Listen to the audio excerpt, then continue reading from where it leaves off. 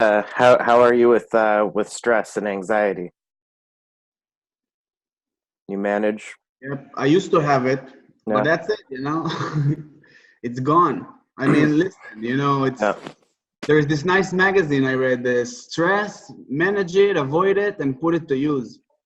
You Here's know, here's one that I'll share. Something that I've been working on with a couple people that are artists or that are entrepreneurs is is kind of I call it a super conscious hypnosis. uh-huh. So instead of going into your subconscious, you're tapping into your super conscious.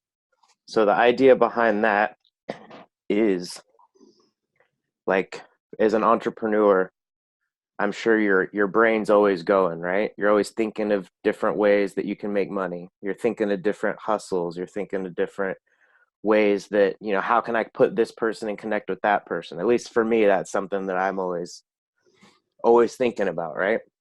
Yeah. So Mhm. so Yeah, yeah. so for me where the benefit of this lies is being able to quiet my conscious mind so that all of those thoughts, I can try to silence all those thoughts And just be present. and be present, but then allowing my super conscious mind to download information that I may be missing.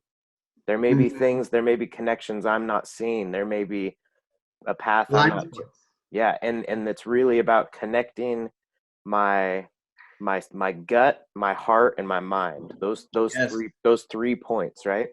Have them Because work in sync. yes, because I know you're probably similar like me. Like a lot of it's here, right? Like this, Yeah, this your is third eye. this Yeah. is yeah. This is always I can see it. I can see the future. I can see me in 20 years, and I see the path. Like this, and then that, Yes, and then yes, that, and then this, yes. and then it all comes together, right? But the thing that is really important for me, and that I've found, is that um, the real change happens when we feel the emotion of it, right? That of already having the abundance and of already having these things coming into our life, right? Mm-hmm. Yeah. So I think that for me it's that connecting the gut feeling that I have, that like intuition that I'm on the right path, and then the heart having that uh I'm doing this for the right reasons, that I want to help other people. Like, do I want to make money? Absolutely. Do I want to make money screwing people over? Absolutely not. I would rather be Mm. poor. I would rather be poor than make money off of people's misery or of screwing people over. I want to help people and in turn have a comfortable living, right? So Yeah. so having that in my heart, and then I allow it think and that's what we all want. mm-hmm. Yeah. Yeah. I mean most That's I what we think all want. But if I often get stuck in this, when I ask for money, I mm, feel greedy. mm-hmm. Yeah. Yeah. Even if I take a very low price, Mm-hmm. I always will feel greedy when I ask for money. And that's a feeling I really wanted to get rid of. Yeah. W- Let's get rid of it right now. Yeah, let's do it. Yeah. You want to do it, Michael? Sure, absolutely. No, I mean, you Yeah. want to do it to Karen? You're gonna do it to Karen? Yeah, unless Oh, if you want to, either way. I'll go after you. Okay. All right, Karen, would you like to do that? Is Yeah. I that would something you like would to like to do do? that. All right. Yeah. So you've been hypnotized before? Not very successfully. Okay. What would you say, uh are you visual? Are you auditory? Do you feel? Are you I what feel. you feel? Yeah. Okay, you're a feeling Yeah. person. Okay. Um and let's see. Are there any things about hypnosis that you have questions that are, or anything that's holding you back from taking that step? Not that I'm aware of. So if I could snap my fingers right now and you would remove that feeling of guilt that you have attached to money, you would do that. I don't feel it's so easy. I don't know Yeah. why, but it's a little. I have tried many times, Okay. even with through hypnosis, but Mm-hmm. the feeling is Yeah. still there, Yeah. and I would really like to get rid of it. Okay. Well, let's do that. Let's work on that right now. So I'm gonna ask that you take just a couple of nice deep breaths in, and just go ahead and concentrate on the sound of my voice. You can hear me all right?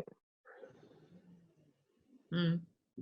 Great. So just go ahead and take a couple nice deep breaths, and you can let your eyes just kind of start to get heavy. You can focus on the feeling of your breath and really what that feels like going into your breath, and just focusing on the sound of my voice. And in a moment when you take your next breath, when you exhale out, I just want you to let your eyes go completely shut and as heavy as you can. And feeling your eyes getting heavier and heavier. Each breath that you take is going to let you go a little bit more relaxed. And you're going to feel a very nice, natural feeling start. So it might start right at the base of your neck, or right at the back of your spine. Feel a little warm sensation, relaxing. Feel the muscles in the back of your neck starting to relax. And let that feeling spread. Just let that feeling of relaxation start to spread through your body. And just know how good it feels to feel that relaxing energy. And I want you to think about what it would feel like right now to go into a deep state of hypnosis. What that feeling would feel like if just at any moment, knowing that your body can just instantly go into a nice and relaxing state of hypnosis.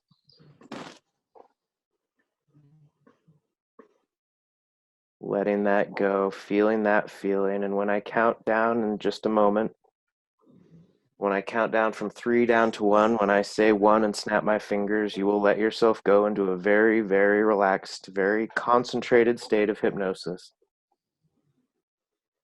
Taking in a deep breath, allowing yourself to relax.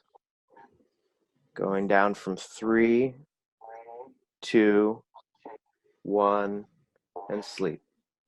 Let yourself go deep now. Let that feeling grow. Let it travel all the way up your spine, all the way down your back, feeling the muscles in your neck getting really loose and relaxed. Each breath that you take takes you deeper and deeper down, more and more relaxed.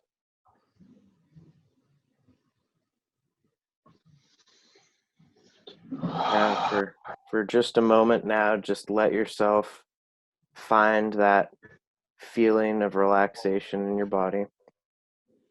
And what I want you to do is, knowing that you're in this very calm and relaxed state, but that you're also very focused and you have a very direct intention with this hypnosis that you would like to change. You have a certain feeling that you've associated with money that you would like to get rid of. And so we're going to do that today, because you know the power of the human mind. You know that you can let go of that emotion and replace it with something that's healthier for you, that allows your business to grow and allows you to feel good about helping people. So Karen, what I'd like for you to do right now is just put yourself in a situation that you may have been in before, where somebody hired you and paid you for your services. And remember what it felt like when they paid you the money and you had a negative feeling attached to that. Can you feel that feeling? Do you remember what that feels like? Yes. Do you have, is there a place in your chest or in your body that you feel that feeling, in your gut? Yes. Okay, go here. go ahead and feel that feeling there, and know that that's where that emotion lives. It's sitting right there.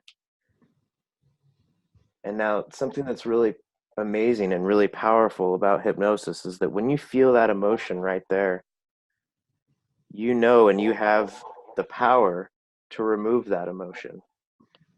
and to replace it with something else. So when you're ready, what I'd like you to do is I'd like you to take your hand and put it right over the spot in your body where you feel that emotion. And let that emotion travel from inside your body into your hand, and then bring it out in front of you and hold that emotion in your hand.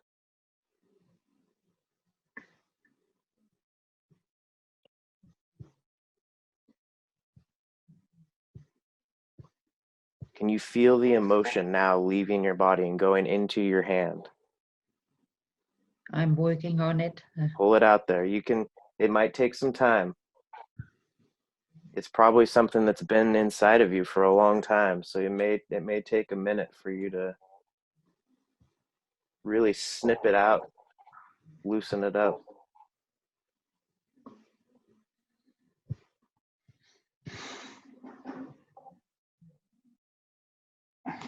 Can you visualize while you're doing this, does that feeling, does it have any associated color in your mind?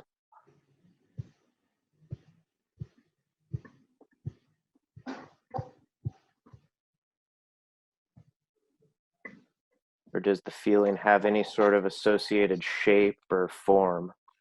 It's a little brown, and I'm trying to turn it into purple or green or something nicer. Perfect. Perfect. Yeah, so it's brown. Is it a brown circle or a brown sphere or a brown triangle or just a blob? Just a blob. Yeah. Yeah. So okay, when you go ahead and you've got control of that color, you can see that color. Can you pull that out of there? Can you feel yourself taking it out from your spot in your body?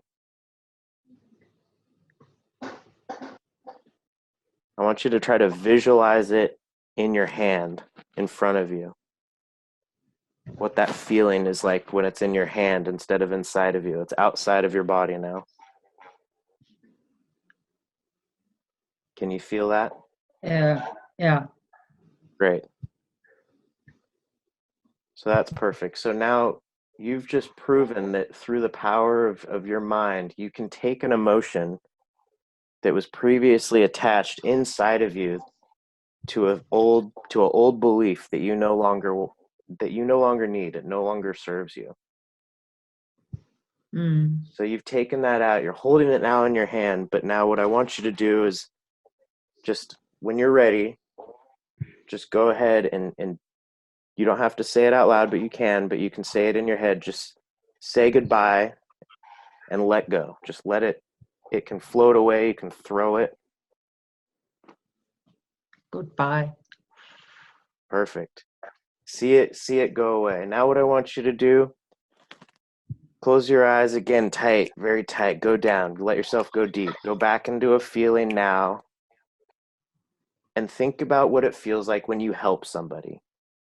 When there's no cost attached to it. Just what the feeling of helping somebody feels like. This is somebody that really needed your help, and you came through and you over delivered on any promises, and they are just so happy. They're almost moved to tears. You can feel that emotion of what it feels like to help that person.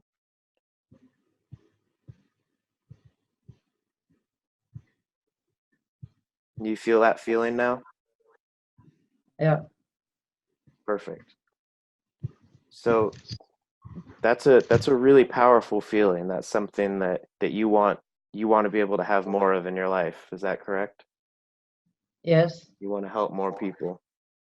Yeah, I have a lot of that. It's the bad emotion that it gives me for taking paid, and it's very strange because every time I say what it costs, people say that oh, you're so very welcome, you so much deserve it. And anyway, I got this bad feeling, and I think it's from my childhood. That's very, very possible. That's usually where that belief with money comes from, is from something that happened that conditioned us to feel a certain way about money. So what I want you to do, I want you to keep your eyes closed now. think about that feeling of what it feels like to feel. It feels like when you help somebody, that good feeling. Yeah. Now, what I'd like for you to do is we're going to shift your perception of money.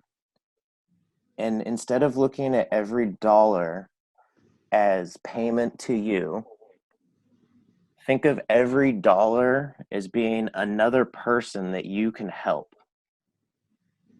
Because by receiving money for your services, it's able to allow you the freedom to help more people that can't afford it. So the people that can afford it, that gladly pay you this money because you're helping them and you're providing a service, every dollar that they give you represents a person that can't afford your services that you now can go out of your way to help in any way that you can. It doesn't mean providing free services to people, but when you are living comfortably, you're able to help more people because you've helped yourself. Does that make sense? Yeah. Yeah, absolutely. It makes a lot of sense. Yeah. That was a good way of thinking. Yeah. So lock that thought into your mind. Just remember that every time somebody is paying you money, that's not your money. You're just holding it for the time being until you can help somebody else with that money. Does that make sense? Yeah. Perfect. Like they're not paying me directly, but they are giving me the opportunity to help more. Absolutely. Absolutely. Yeah. And by being mindful of where you spend your money, keeping it in the community, shopping locally and things like that can help as well. But it's just that perception, shifting that perception of what money means to you. So if you feel like that's helped lock that in, you can go ahead and at your leisure, just gently let yourself come back up now. And when you're ready, you can go ahead and open your eyes. Feeling as though you've had a nice shift in your reality. Yeah. Yeah. That was very good. Good. Yeah. Hey, Perfect. hey, Michael, can we test her? Yeah. Hey, Karen, try to sell me your thing. But you don't have a horse? I do. I actually have 2 horses. I have 3 okay. horses. Yeah, I can teach you how training gets very, very easy. So instead of if you got this feeling that you sometimes is trying to force the horse into doing what you want, you can create a relationship where the horse would like to do everything you want from it. So you never have to force it, but even the horse will do it. Are you talking to me, Karen? What? Are you talking to me or Michael? Both. Oh, okay. Yeah. So I can change the relationship so the horse will do everything just to please you, instead of you trying to struggle to force the horse to do what you want. Hey, Because Karen, that will never be a nice relationship. let's take a step back for example. Let's take a step back. Imagine I have 2 horses, and I'm just I don't know. I mean, imagine that I am a potential client, but I don't know you. I don't know you, and I don't know what you're doing. And now we meet first time. Yeah. So but how would you sell me? Yeah, I will ask you, what do you think about the relationship you have to your horses? Are there something you would like to improve? My relationship with my horses? Yeah.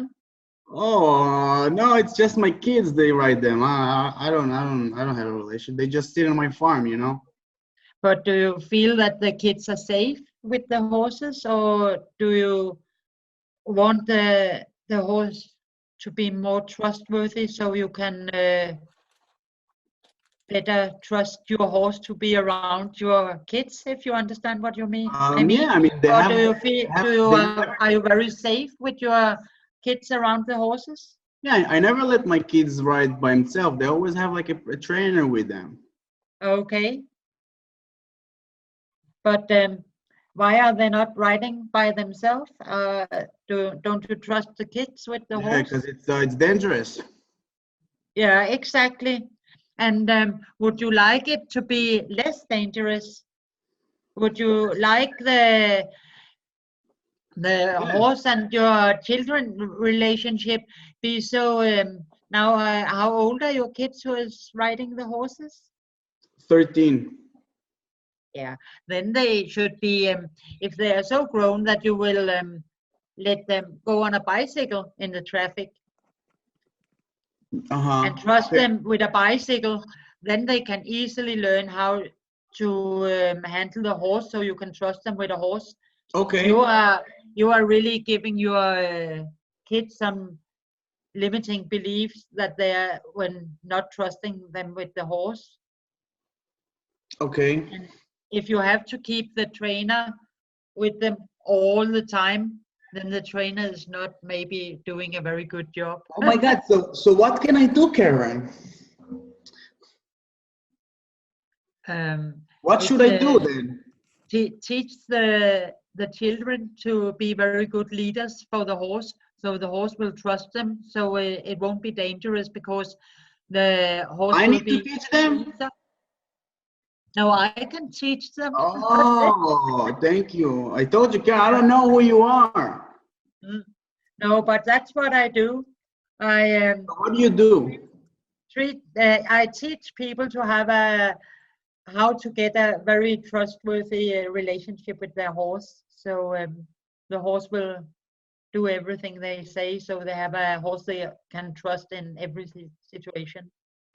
Oh, I see. Okay, that's cool. Let me think about it. Yeah, but your children's life depends on it. As you said yourself, it felt dangerous to let them on their own with the horse, and I think it's a pity for the children. They cannot do that in the age of 13 I agree, years. Karen. I agree. Yeah. I just don't really have time to think about this right now. You know, I'll think about it. I'll let you know. Yeah, that's good. Okay. Keep in touch. Yeah, Yeah. come. Okay, bye. And check my Facebook site. Okay, bye. Yeah, bye. Oh, come on, Karen. I thought you have no guilt anymore. Yeah. But Karen, it's hard when you don't have a horse yourself. no, it's in your head. Listen, there is Karen. Let me ask you. How much you charge? Oh, that's ridiculous cheap. I charge 500 kronas. That's about $70 per every time for what is it called? Election. You know, 1 hour. It's only 45 minutes training. I charge 500 And how kronas. many clients you currently have? Now I have no, because I've just moved to another country. And how many would you like to have? And 15 lessons a week would 15. be nice. And how much that translates in money, profits? 15. Yeah, I have to try and translate it to dollars too. Whatever, euro, peso, shekels, you know. Yeah, I would like that I had let me see. Karen, you need to, if I wake you up in the middle of the night, you need to know these answers like this. Yeah, but I have to turn it into dollars when I talk to you. In your We money. don't In your count the money. dollars. In your money. In my money, I know exactly how much it is. How much? How much? Yeah, it's 500 kronas per time every time I teach some. Then I have some 2,000 kronas for those workshop I have. 4 hours workshops. I see. That's what I charge. And if I have as many clients as I want, then it's pretty good. But now Gotcha. I just moved to another country, so I have to start over again. Karen, did you know that there is a direct correlation between how you sell and how you buy, which is the opposite of the truth. There's a direct correlation between how are you buying stuff to how you sell stuff. Yes, I think you are right there. Yes. So what does that mean? So let me ask you this: how do you buy stuff? I never buy anything. Yes, I do something, but when I check it very much, and then I think about it, and sometimes I see something very good, like Tyler's, Hypnotic Secrets. I bought that directly. It was very cheap, it was and I was $7. interested, and then I just. Of course, I bought it by accident. I swear. I didn't know he does this Q&A. I swear to God, I just thought it's just like a video. I thought I'm buying one video. Yeah. But Karen, you see, that's why you don't have I never do something. I never buy accidentally. Karen, that's why you don't have any clients, because you don't buy anything. Yeah, I think you're right there. And also, it's not just what you buy; it's how you buy. It's also not how much money you make. It's not how much money you make. It's how you make your money. Like Michael said, you don't want to rip off people, right? And be rich, right? It's how you make your money. It's how you buy stuff. So that's how I got rid of this guilt, Karen, of selling and closing people, by changing the way I'm buying stuff. Because good salespeople, they don't think like salespeople. Good salespeople, they think like clients. Mm-hmm. With empathy. Good selling is with empathy. You wanna have a good perspective from their shoes, and then only then you can really reach to the root of the problem and solve it and make a deal. So how you do that? You start observing yourself and your actions and how you buy stuff. What thoughts when you go buy stuff? When you go in the mall, when you shop around in the mall, and you see stuff, and you're like, and then you have this voice, oh my God, I want it so much. And then you look at the price, and I'm like, oh my God, this is so fucking expensive. I can't afford this. And you move on. Then later on, you have a client meeting, and then he's telling you, wow, Karen, it's really nice, but I can't afford it. And you're like, oh, yes, I agree, goodbye. Because you do the same, so you understand. And that's what I'm saying. And so what is my point? I have made a solution I've done for the last many years now. It's like I said to Michael, put the price list on the web page, on the website, do that. And when they pay online, then I deliver. Then I'm just out of it. So I do that. I have a great book for you. You should read. It's called The 10X Rule. And then another book is Sell or Be Sold. That book changed my life. Okay. And any situation. Who wrote it? Grant Cardone. Okay. It's a good book. Can you put out a link? Yeah, sure. I'll text it to you. Yeah.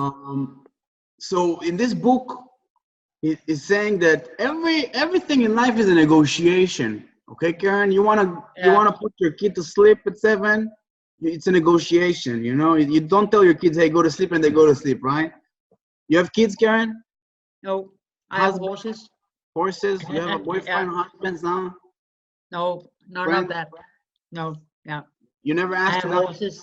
Who horses? Yeah. If I even say you do that, then they do with it. a horse. Even with a horse, you negotiate. No, I don't negotiate. I say what they are going to do, and then they do. But they've been conditioned. You see, no, exactly. Michael, she had the key. You had a key right here, Karen. You just answered all your questions. You just solved your own problems, but you're unaware of it. I asked you, do you negotiate with your horses? And you said, I don't. You just tell them what to do, and they do it. Yeah. That's the same way you should treat your clients. Don't stop negotiating. Tell them what to do. This is the deal. Let's do it. Yeah, you are absolutely right. And I know I should be better in just telling them what to do. But I think that's much easier in a video.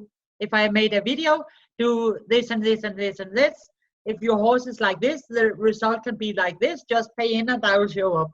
And then it's Of course, no it's problem. easy to the horses, because the horses, they don't reply to you.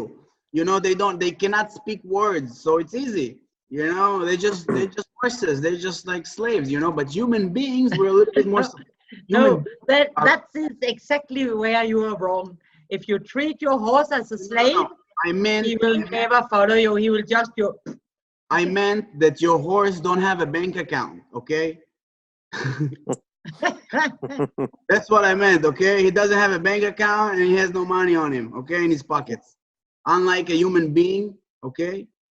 So that's basically the way you ask. It's the way you do anything is the way you do why everything. you need to motivate your horse in another way that by paying it. Motivation. That's the key.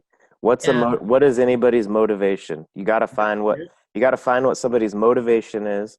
What their problem that's in sales, everything is a problem and a solution. Mm-hmm. So if I'm hungry and I go to a restaurant, that's my problem. I'm hungry and they're going to solve that with the solution. Now then you get into value. You know, what sort of value are you providing? So if I'm the kind of person that values my health and I'm hungry and I value my health, I'm going to go spend a little bit more money to go get some nice fresh fruits and vegetables. Whereas if I don't value my health, I might just go to McDonald's and get some dollar quarter pounders. Yep, that's right. Our clients are all going to be the same way. So they're going to have a problem. Their problem coming to you is probably that they need better control of their horse, would be most of them, right? Maybe that their kids could die. Yeah.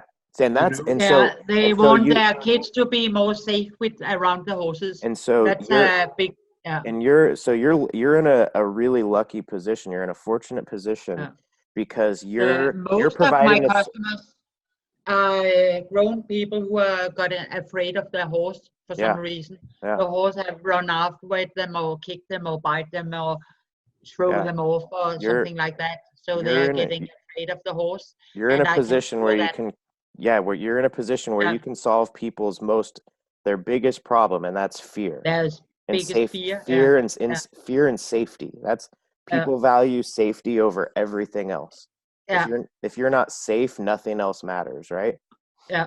And that's also why most of my clients, I will say 80% or something like that, is they call me because of fear for their life. Yeah. Actually, yeah. So their kids' life. So think about that when you're working with your clients, that you're helping them potentially save their life. You know what I mean? Yeah. Because like you said, if they're afraid, the horse can sense that fear.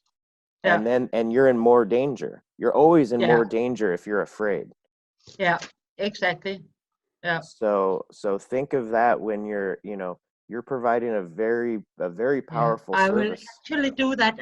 I'm putting out a lot of Facebook ads these days because I just moved to another country. So I will put out tomorrow. What? I would tell you, I don't know what your price. Oh, you told me your prices. I don't know what they are in US dollars exactly, but it sounds like it's really low to me. It's around $70. She even said for an hour. It's ridiculously cheap. $70. It's horrible promoting, Karen. Yeah. I wouldn't say to any of my clients. Karen. I would say I'm highly expensive. That's why I will make an online product, because I think they can make me more money. Did you get what I'm saying? I would never tell my clients my product is ridiculously cheap. I would tell them the exact opposite. Listen, a good salesperson can neutralize the objection before it has arisen. And what you're doing, you're not neutralizing the objection. You're making it stronger by disagreeing.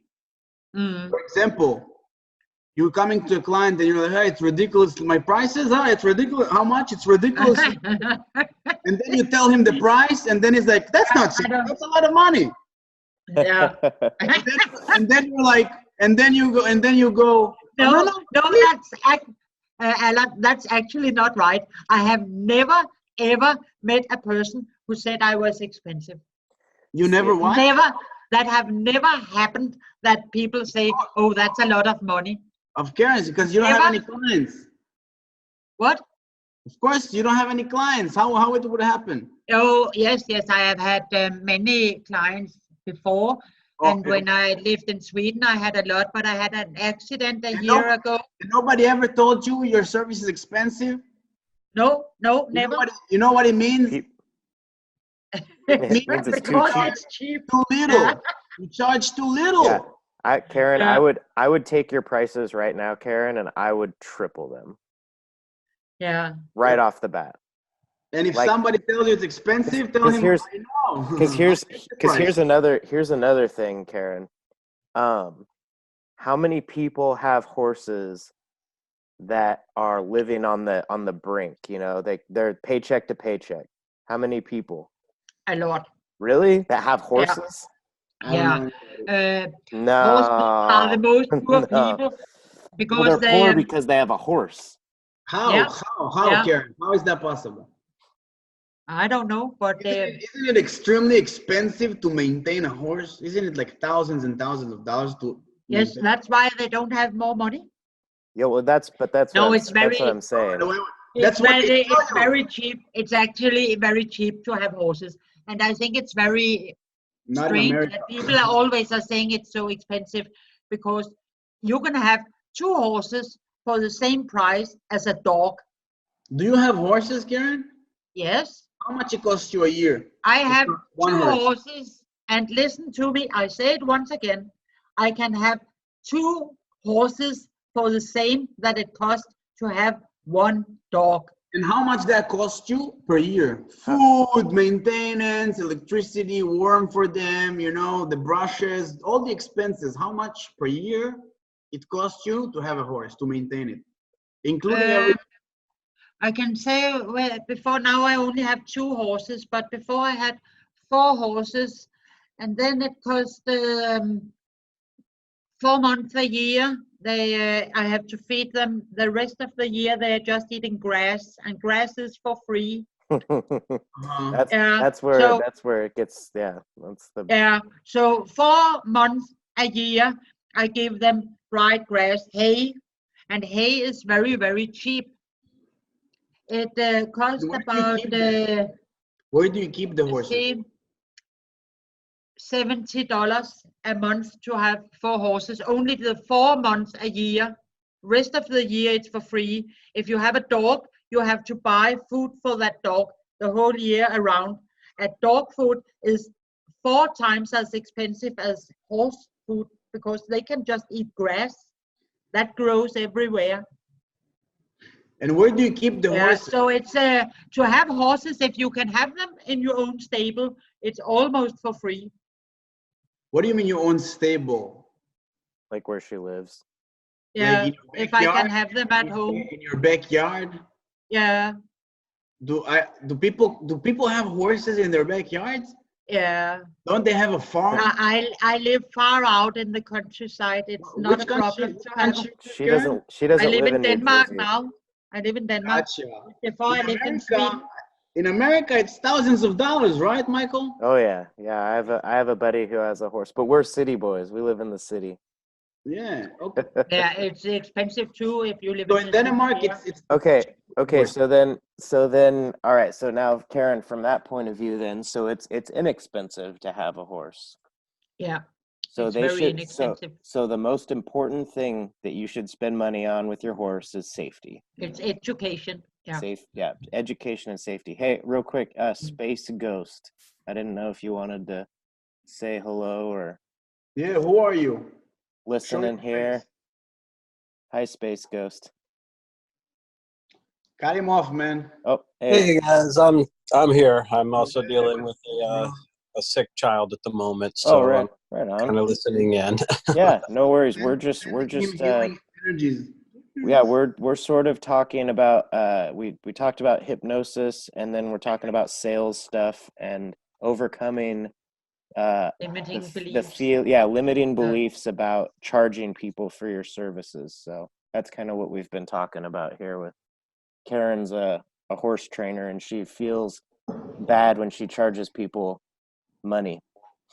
Well, you should never feel bad about if you have a service to sell, depending on what your market is. Yeah, I know I know it's ridiculous, and in my my conscious mind, I'm really aware that it's very ridiculous, but I can't help. I feel it anyway. So Karen, Karen, like so The myself, strange thing. I have no problems charging money depending on my market. Now I have two sides of my coin though. One and mine mainly for hypnosis. I have people that I do charge, and that is perfectly fine because they have a problem and I have a solution. However, I also have a clientele that I don't charge at all. I volunteer for. I'm former military, and I suffered from very bad anxiety and PTSD. And for my clientele that I do not charge for, I specifically work with the VA and work with other disabled veterans that cannot afford that. But like I said, I'm a disabled veteran myself, so I volunteer those services for that clientele. However, like I said, I have others that do have a problem. They can pay for it, and they are actively seeking. So to me, I have that double-sided coin. So it depends on what's going on where. That's a really great point, Space Ghost. You know, for me, it's the same. It's almost similar. You know, the way I see it when I sell, when I'm speaking with my clients, in my head, I'm doing them a favor if they buy from me. You are. You get it, Karen? I do them a favor. You need me. I don't need you. You need me. Let's do this right here, right now. Yeah. Because you need me. And if you, and you know, we have a saying in Hebrew, it's a crime not to buy, you know? So should be the mindset when you walk into a sales meeting. Your mindset should be, listen, if you don't buy this right now, it's like a crime. It's like, it's illegal. I have something so good that it would be like a crime not to buy it. And when you say it with conviction, certainty, confidence, enthusiasm, and belief in yourself and in the product and the service you sell, when your value exceeds the price that the client needs to pay to get your service, when the value exceeds the price, because a good deal is just a perception, you know? Yeah. And a good salesperson builds value. You know, you have to build value by providing solutions to his problem. So once you build enough value, the price won't matter. Boom, there you made the sale. There you made a deal. You know? Yes, I understand that all that, and it's very logic, but feelings are not always logic. And you know, that's because you have the wrong information about selling and marketing. And let me tell you something, you don't get paid for selling. You know, you get paid for closing. Selling is just half of the deal. You know, and it's two galaxies, selling and closing. You know, you probably think some people are natural salespeople. It's no such a thing. Or ultimately, you should never downplay your own worth. You know, you have a skill set. Market that skill set. People come to you. You should charge for it. You know, I also teach martial arts, and I've been doing it for a long time. And someone told me at one time, if I ever do something that takes away from my time with my family, you should charge for it. Plain and simple. You know, but if someone comes to me looking for help, I'm going to charge them for it. Now, like I said, with the VA, though, they're not coming to me. I go to the VA to offer my help to those.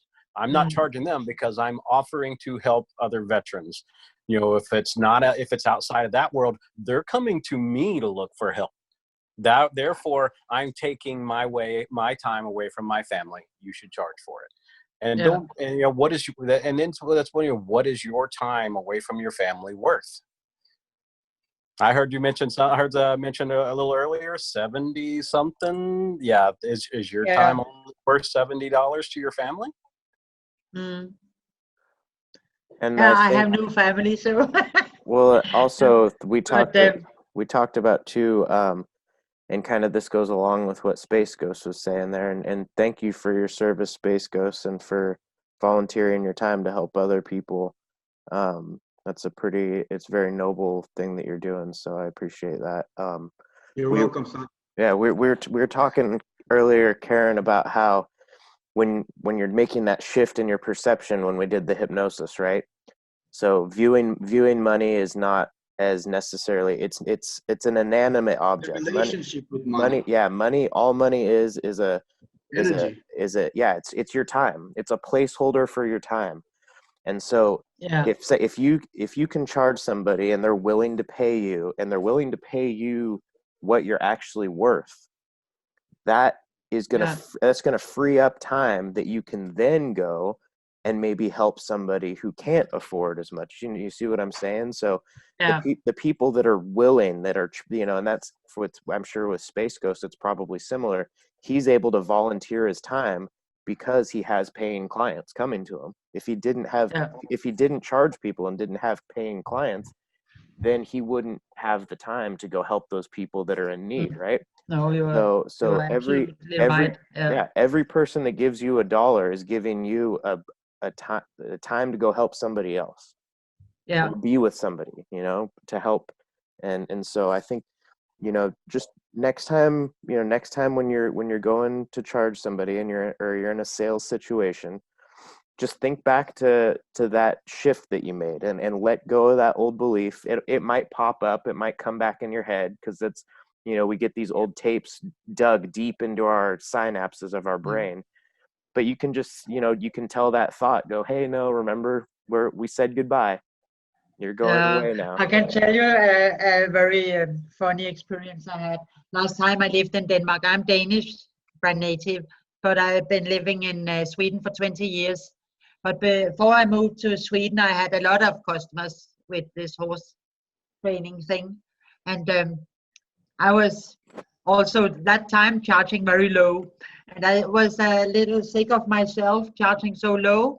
So instead of saying any price, I say, oh, let me do my job and you can then pay me whatever you think it's worth.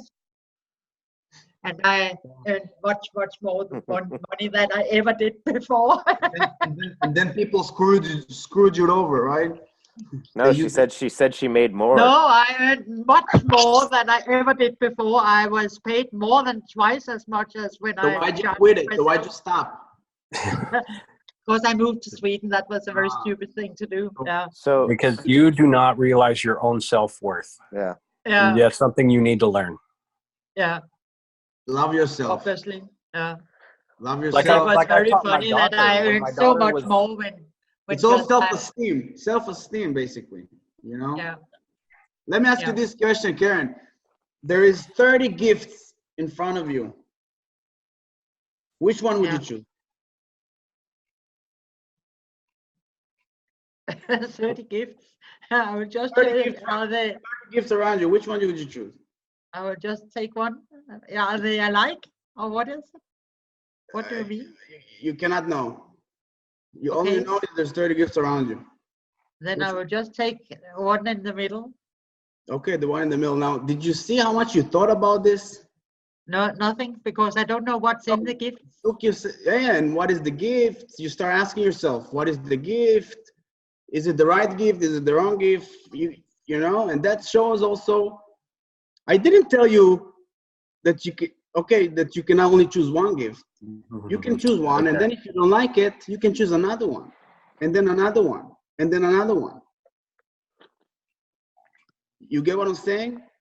No, I don't follow. It's I can take some gifts, but I don't think I don't know if it's something I want. It's just a lot of stuff. Listen. It's all about life is being decisive, Karen. Yeah. And making decisions. So once I asked you which one you choose. You start thinking about it. You start thinking, which already is you dig yourself a hole. instead of telling me just anyone, just any gift, because you thought I didn't tell you can only have one gift. I just asked you which one would you choose, you know, and then if you don't like it. So in other words, Karen, are you so lacking that you only deserve one gift? Or do you deserve all 30? Yeah, you deserve all 30. And that's when you walk to the negotiation also with a client, you need to know that you deserve his money. You deserve everything. You deserve it all. Yeah. You know, and that's self-esteem. I think I should go back to just say, I do the job and then you pay what you think it's worth, because people gonna take advantage of you. People gonna listen. Maybe it has worked for a while, but people gonna take advantage of this. Karen, that's like saying, why do you have a lock on your door? Your lock is on your door to keep honest people honest. If somebody wants to break in, they're going to go in a different way. Not everybody is honest. Yep. Yeah. Karen, maybe something too. I don't live in Chicago. I have no lock on my door. Karen, what's the biggest objection? What's the number one objection you get from your clients? I have no objection. When people call me, then I always have them as a client. I never have. If people call me, they have seen my ad on the internet or something, and when they call me, they have decided that they want my help. Wait, but you told me that's not an issue. You told me before you want 15 lessons a week, and right now you have 0. Yeah. So why? No, one. I have one. Why you have 1? Where's the other 14? Because I've just moved to another country, so I haven't promoted myself yet. When did you move? 2 weeks ago, and I've only been working with putting in furnitures and getting my stuff in. Gotcha. And beforehand, you had many clients? Yeah, a year ago, because before my accident, I have a lot of clients. That was not an issue. I had a lot. You had many. You had how many clients that you wanted? Yeah. Oh, okay, great, Karen. So there's no reason you shouldn't get to this again, you know? Yeah. So it's not a matter of getting clients. It's a matter of charging what. It's feeling good by getting charged. That's why do you say? Wait, Karen. Why do you say you feel guilt when you ask for money? If you're telling me right now that a year ago you had as many clients as you wanted, so where did you? I don't know. It's totally ridiculous that I get this feeling. I just have to. It doesn't make sense. It doesn't try to ignore it, but I still feel it. Karen, on one hand, you're telling us that you have guilt taking money, but on the other hand, last year you had many clients and they all paid you. Yeah. How does this connect? Yeah, but I still feel bad for taking the money, but I feel very good by helping people. But I get the money, of course, but I always feel bad about it. And 2 of the clients, they didn't pay at all. And then I get this very, very bad feeling when I have to confront them with that the money didn't get to my bank account. So what do you feel bad about? I don't get it. Yeah, I don't know. It's ridiculous. It's still a feeling. It sounds like it was something you said that you've always kind of had it, and it's probably something from your childhood or something that you've been raised with, and that's not uncommon. I think that there's a lot of people. I think it's very. I was working with. Did you come from a family? If it's too personal, you don't have to ask or you don't have to answer. But did you come from a family that had money or didn't have money? No, we had those money we needed, but the issue, I think, a lot of the issue was I got 2 siblings, and every Wednesday, then it was we should have some pocket money, just a little, and then my 2 siblings, they got money, and I was told every Wednesday you cannot have them because you don't deserve it. There you go. Both of my siblings, they got money, but I always was told that I didn't deserve it. Well, there you go. That's it right there. Yeah. So I would say I think it's from there that I still got this, but it's ridiculous. I can't get rid of that feeling because it's so many years ago. Well, you can get rid of it though. That's the beauty of hypnosis, is that you can get rid of that feeling. The But difference is you need to allow yourself to get rid of it, though. You need to give yourself that permission. Mm-hmm. I think it's just getting normal for me to have this feeling, so I just put up with it. Wait, but no, I don't get something. Karen, does this feeling prevent you from getting more money? No, I do it anyway. There's no problem, Karen. There's no problem. There's nothing to hear. I have learned to live with it, but I have not learned to take it away. You know, it's okay. It's a little bad feeling. Don't worry about it. You know, just keep going. It's gonna go away. You know, don't make an elephant from a mice. You know, if it doesn't prevent you from getting what you want, you can still close deals. You can get clients. But it would still be nice to have a good feeling about it. It's really nagging me, this.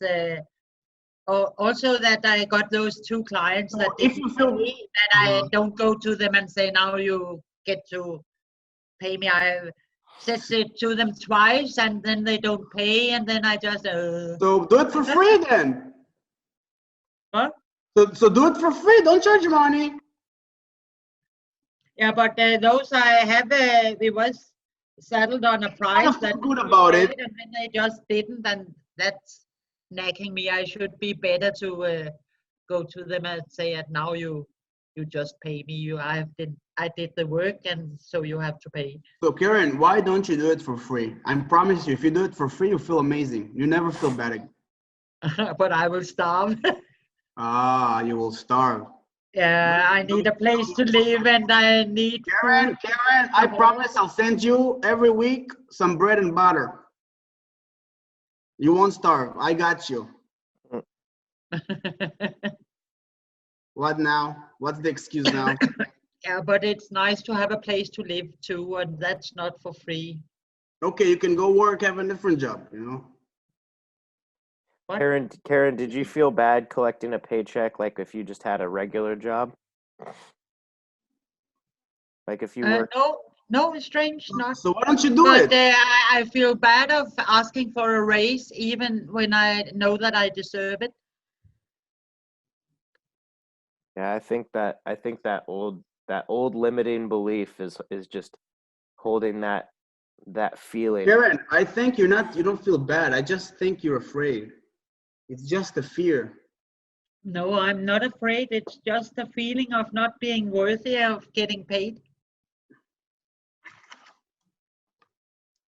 Should I be afraid of? Nothing bad could happen. It's just a ridiculous feeling.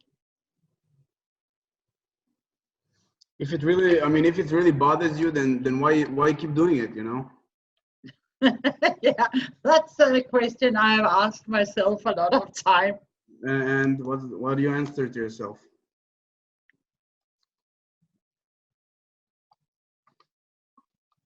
Yeah, I don't know, because it's very some feelings are hard to just get rid of.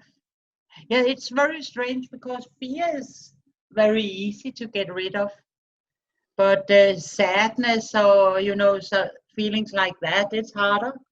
And what about happiness?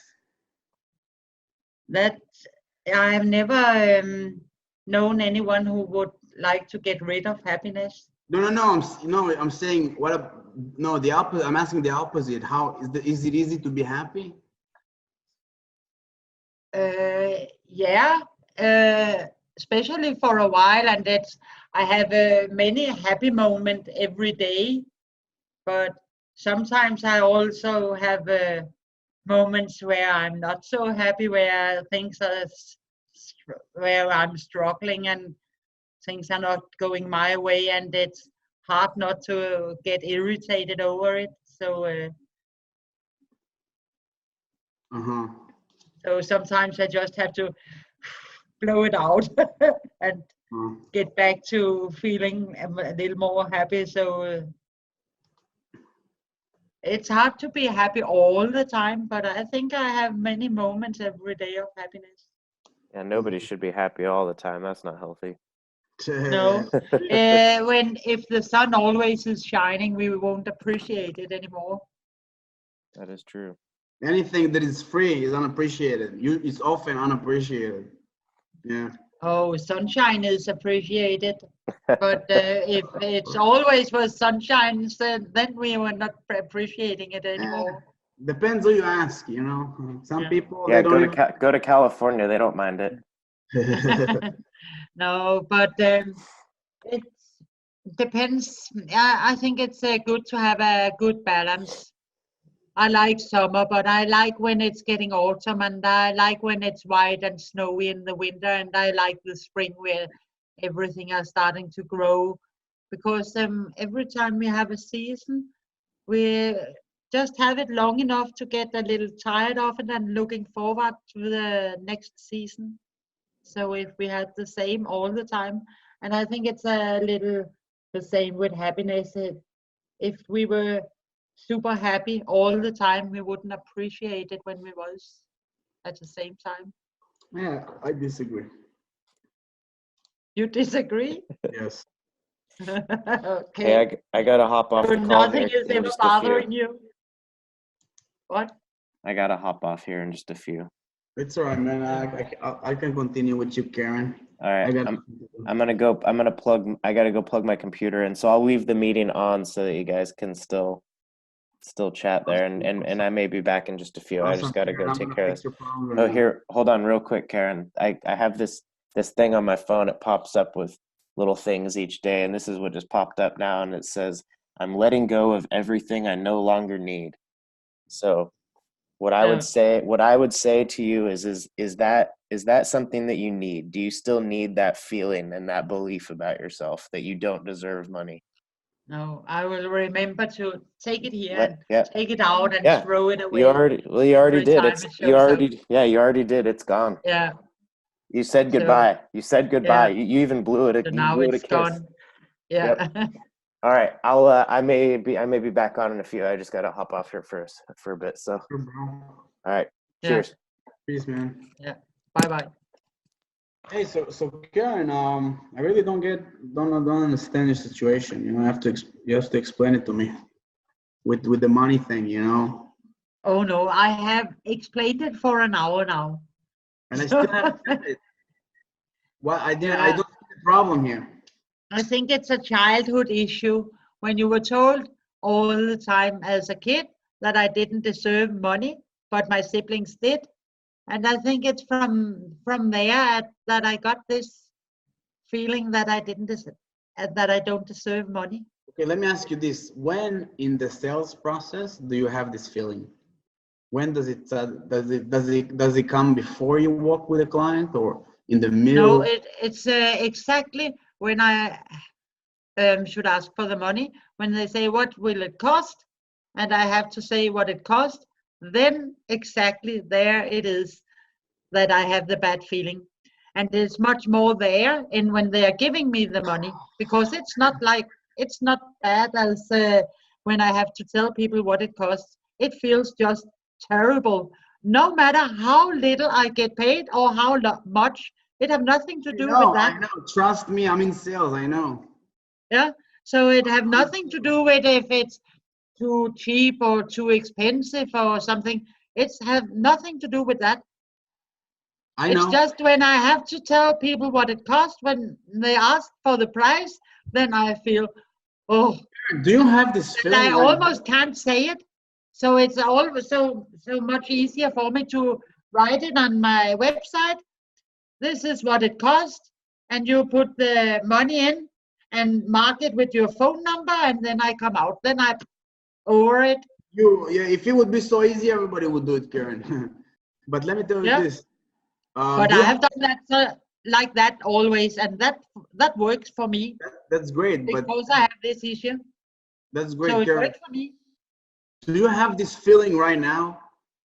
No, but if I had to charge you, then I would have it. Then it would pop up. Because you think it's because of something from the childhood? Yeah. Yeah, no. It's not. You know why you have this feeling, Karen? No. Now we can talk by itself. I'm gonna solve it. The person you're asking the money from, he or she are giving you this feeling. They are giving you this feeling. You're feeling bad, and you buy into it. Okay. I never thought of it like that. Why should they do that? To get a better price. No, but they're always willing to pay me more than I charge. Like I said, when I said to people, because I had this feeling I couldn't say the price, and I just said to them, oh, I do the job and you will then pay me whatever you want. Then I was paid twice as much as I ever have charged. I don't understand. It was my best month ever. And they have never, every time I say the price, they're, oh, that's fine. So I don't know why it's such an issue. So even when you tell someone the price and then they tell you, oh, I would love that, you still have, and you take their money, you still have a bad feeling. Yes. Yes. I always have this, not when they pay me, but when I have to tell them the price. That's a big issue. And if I don't say any price, but I say, just pay whatever you think it's worth, then I get much more money because people think it's much more worth what I'm doing than what I charge. Yeah, but Karen, listen, Karen, let me ask you this. Do you want to be like financial independent? Are you pursuing financial freedom? Yeah, that would be nice. And that's why I'm working on making an online course instead, so I don't have to do this. Yes, but are you how committed are you to this goal from 1 to 100? 98. 98. Okay. Yes, I'm so ready. I had this planning in my head for a very long time, but now I have actually started, and I've made a Facebook ad today. I put out on Facebook, and I'm really working on it. And I have found a business partner. So now we are keeping. That's fantastic, Karen. But each other responsible. So we are getting started. I think you really have to work on this. I mean, because if you feel bad, I don't see how you can make a lot of money while feeling bad doing it. No, that's you know what I'm saying? Yeah, So exactly. You should love it, shouldn't you? Shouldn't you love it? Oh, yes. Shouldn't you yes, feel I should. great doing it? Yeah. You should, right? Yeah, you definitely should. It's so good with the internet that I can charge people online, so I don't have to confront anybody with the price. So they can just read it on my website, and then they can put in the money on my bank account, and then I come out. That's the way I have sorted it on, and that works for me. You should definitely do that. Yeah, I do that. Because then I'm over it. But I still think it's very ridiculous that I got this feeling. Yes, it is.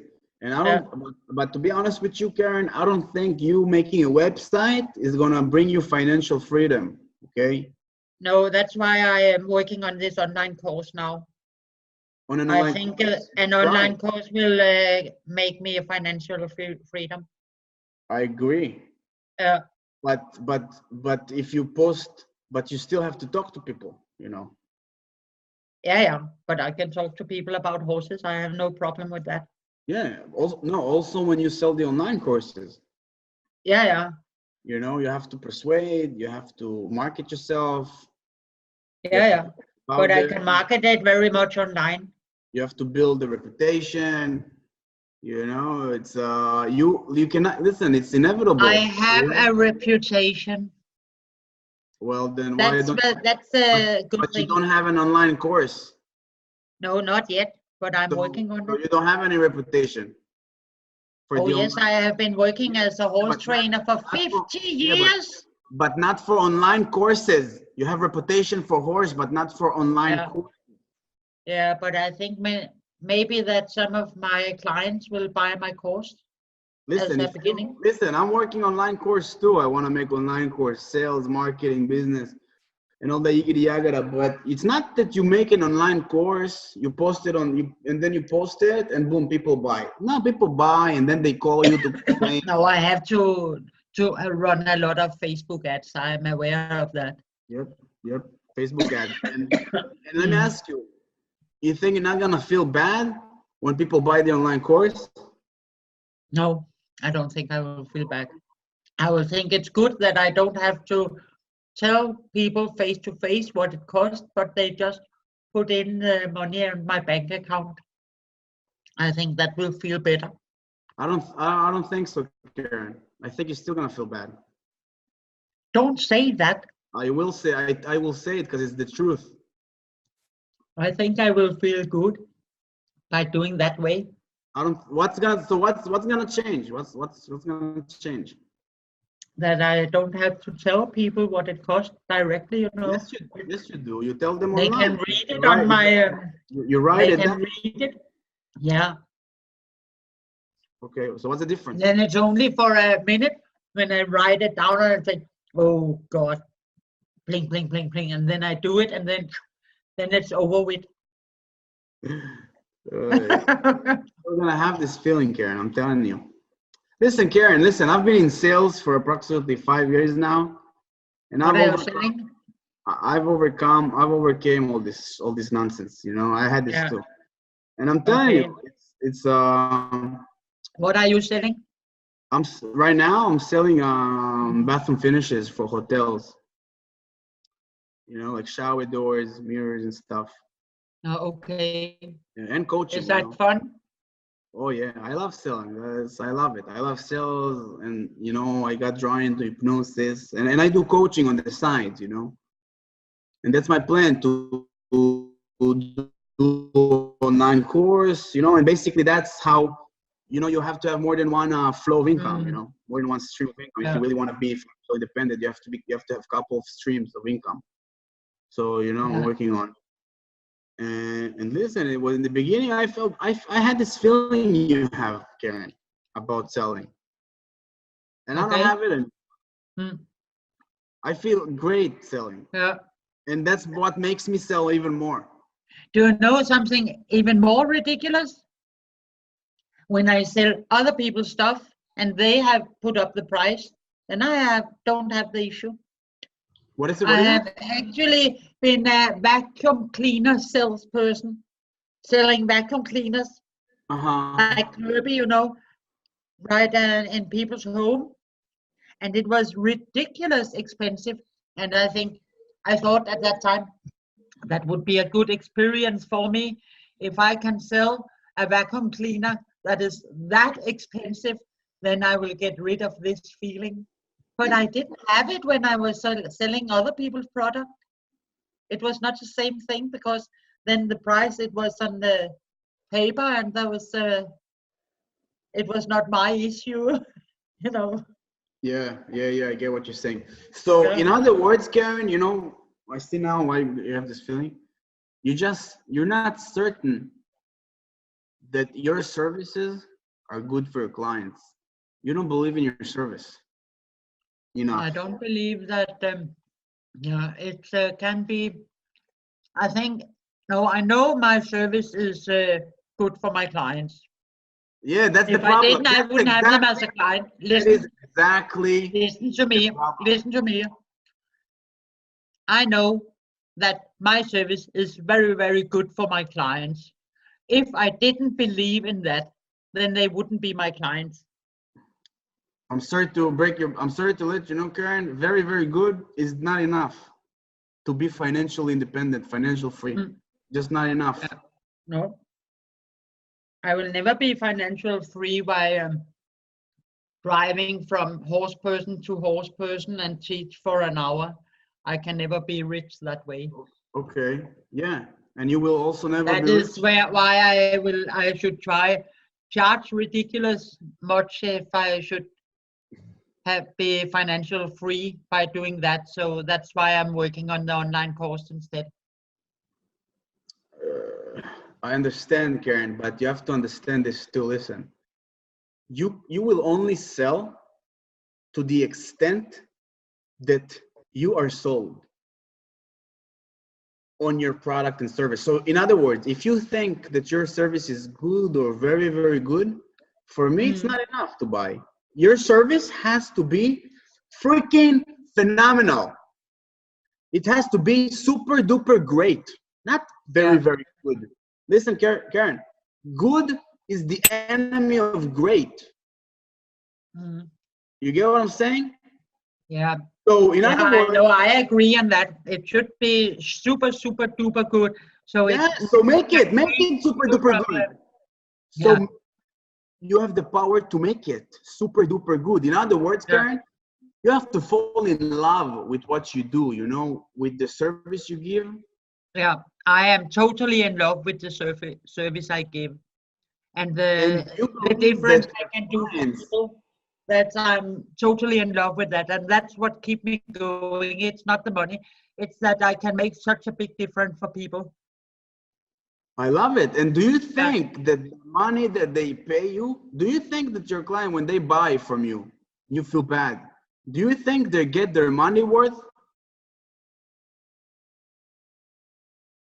Yeah, they do. You think so? Yeah.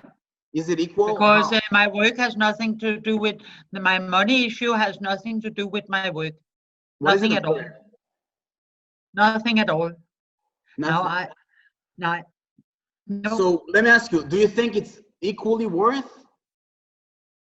Do you think your clients, whatever they pay, this is what they get? Do you think they get much more than they pay for? Okay, awesome. How much more? 4 times more, I think. 4 times more. Well, it's probably not enough, Karen. If you feel bad. But that's what I think. Okay, but if and it's probably not enough if you feel bad. You get what I'm saying? Yeah. And so in other words, of course I do. You have been saying that for an hour now. And you still feel bad for it. Can we change the subject because I'm now getting tired of it? Yeah, we could definitely. Yeah, honestly, you don't have any problems, Karen. You're good. I wouldn't even try to solve anything because there's no problem. If you do anything, I think it's just gonna go away. And maybe once you start doing some online courses, maybe you'll get a better picture, What's wrong with my picture? You feel bad about it. You're not happy. That's what's wrong. My picture? I love my picture. It's a sad picture. What picture are we talking about? Your picture. You asked me what's wrong with my picture, and I said it's a sad picture. What picture are we talking about now? Your picture. What picture? You the one you were talking about. You asked me what's wrong with my picture. So I'm telling you, it's too sad. I don't follow you now. I have no idea what you're talking about. Karen, you follow very good. You okay? You follow very good. No, I have no idea what you're talking about. So what you asked me, so which picture were you talking about? I was not talking about a picture. Now I think I will go to bed. So Karen, it might be. Yeah. See you another time. Alrighty, Karen, great talking to you. I'll see you next week. Yeah. Bye-bye.